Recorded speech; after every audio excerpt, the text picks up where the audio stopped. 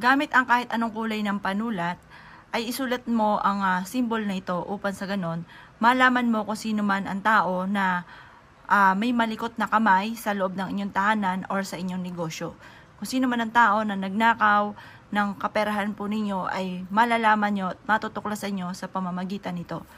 Kumuha ka ng isang malinis na papel at ito po ay punit-punitin nyo ang bawat sulok para yung ating presensya ay nandyan sa papel.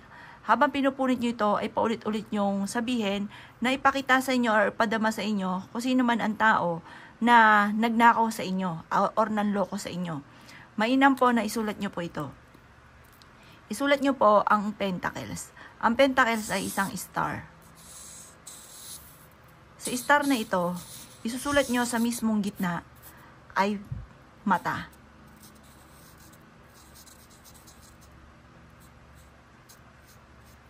At pagkatapos, isulat nyo po dito ang pangalan nyo sa bawat sulok ng star.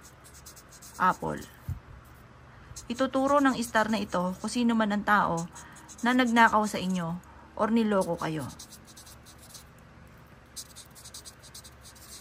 At pagkatapos, ilagay ito sa ilalim ng inyo pong unan. Kinabukasan, kapag kayo umalis, ilagay ito sa kanang bahagi ng inyong pahanan. At pag kayo umuwi na, ito po ay sunugin.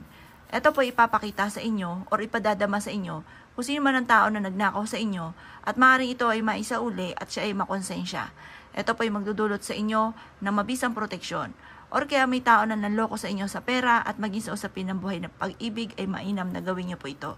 At matatalas ang inyong pandama at meron kayong malalaman na mga bagay na magugulat ka.